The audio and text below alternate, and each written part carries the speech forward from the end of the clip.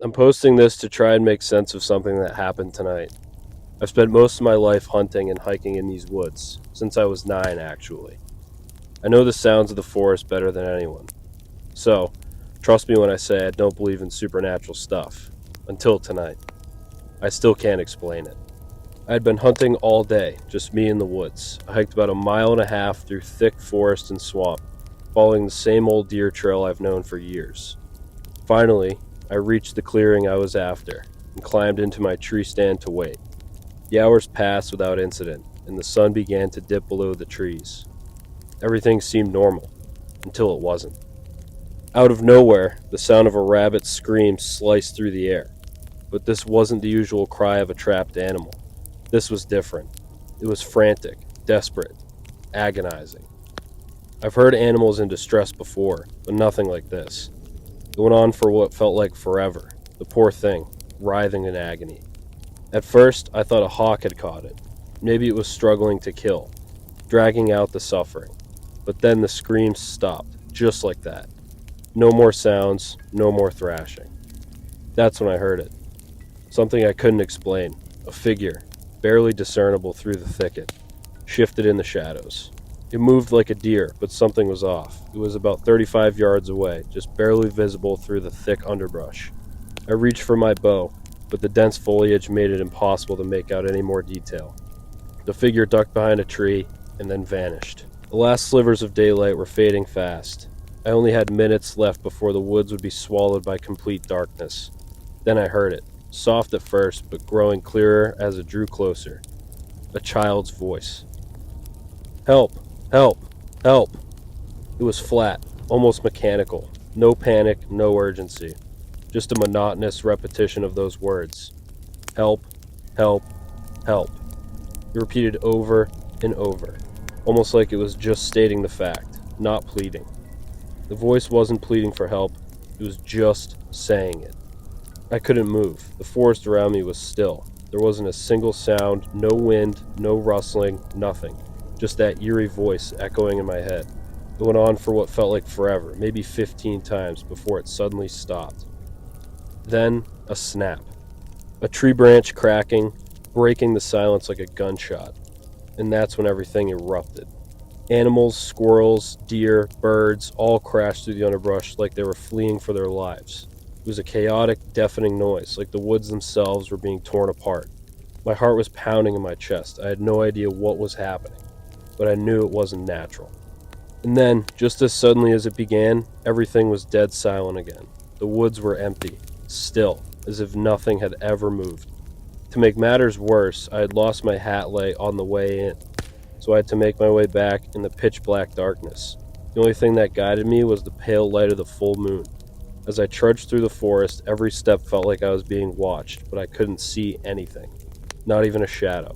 Every crack of a twig underfoot made my heart skip a beat.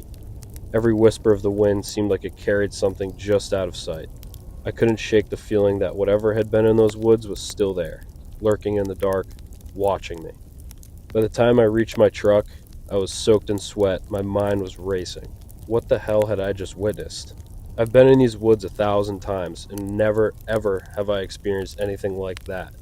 I don't know what I heard or what I saw, but I don't think I'll be back in those woods anytime soon.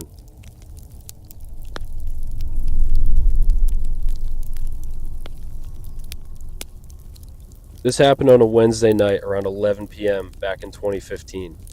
To give you some context, I've been an avid coyote hunter for years, and I used to thrive on hunting at night when they're most active. One evening, I decided to head out after sundown, feeling confident and excited for another night in the woods. I packed up my gear, hopped in my truck, and about an hour later, I pulled into a secluded parking lot area in the state forestry I had been to many times before. This spot had always been good to me, and I knew of a coyote den about a mile from the main trail. So, with my sights set on a successful hunt, I set off down the gravel path, unaware that I was walking straight into something that would haunt me forever.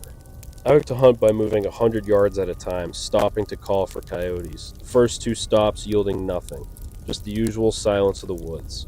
But on the third set, everything changed. The trail I was walking on takes a sharp right turn, and right in the middle of that turn is an old Civil War era cemetery, surrounded by dense pine thickets. Beyond that, there's a steep drop into a ravine. I always walk through the cemetery just out of respect, and touch the main headstone before continuing. As I approached the stone, I heard something strange. A single heavy thud echoed from a pine thicket behind the cemetery. It wasn't a normal animal sound, it was too heavy, almost like a human or some bipedal creature had just landed. In the wild, animals like bobcats move with a distinct pattern when they leap, a sort of boom boom as their front paws hit, followed by their back. But this was different. Just one boom and then nothing. The silence that followed felt unnatural. It's as if the forest had just gone dead. The rustling, the chirping, even the wind, it all stopped. And then I felt it. The unmistakable sensation of being watched. My skin prickled, and I couldn't shake the feeling that something was out there, just waiting. I started scanning the pine thicket, my eyes darting across the shadows, trying to find something, anything to explain what was happening. And then I saw it. At the edge of the thicket, barely visible in the dim light, was something tall, too tall to be human. It was probably 7 or 8 feet high, thin, and wrong.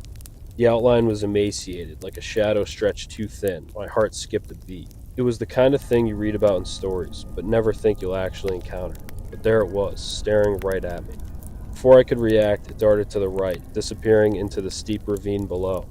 The ravine is deep, about 300 or 400 feet, and incredibly steep. Whatever that thing was, it made it down there in no time at all. I thought I was in the clear, but then the realization hit me. Whatever that thing was, it had positioned itself for an ambush. It had disappeared into the ravine to come up behind me. So I decided to wait. I had to know where it was. 5 minutes later, I decided to move. The path to my truck was only a few hundred yards away, but every step felt like I was in someone else's nightmare. I took a cautious step forward, and then I heard it. A faint sound, but unmistakable. The thing was already in the ravine, directly beneath me, working its way up the hill.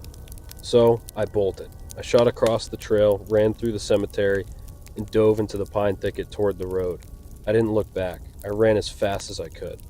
But then came the worst part. When I stopped to catch my breath, I heard it. The sound of it stopping too. Every time I ran, I could hear it gaining on me, getting closer, its heavy footsteps thudding in the distance. My heart pounded in my chest as I fumbled for the pistol I always carry when I hunt. My only plan now was simple.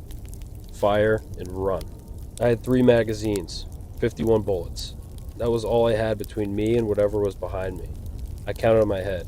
1, 2, 3, bang. I emptied the first magazine and took off, not daring to look back.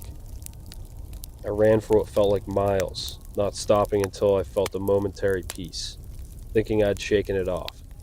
But then came the crashing. It was moving again, faster, closer. It was coming right for me. I reloaded quickly, praying I could hold out just a little longer. The sound of its footsteps was deafening now. I ducked behind a fallen log, hoping to hear it pass. But instead I heard something even worse. Heavy, guttural breathing. It was close, too close. And then a low, menacing growl. It sounded like a dog, mixed with something darker, something unnatural. I fired again. Bang, bang, bang. And with my heart pounding in my throat, I was off again, sprinting like I never had before.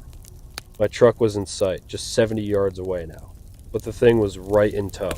I ran faster than I thought possible, the truck getting closer with every step. I finally reached it, slammed the door shut, and started the engine. My hands were shaking so hard I could barely grip the steering wheel. I floored it, driving out of the woods with my eyes constantly scanning the rearview mirror. I kept expecting to see it, lurking in the trees, but there was nothing. To this day, I haven't gone back to the woods of Brown County at night, and I'm not sure I ever will. That experience, whatever it was, changed me. Some things you just can't unsee.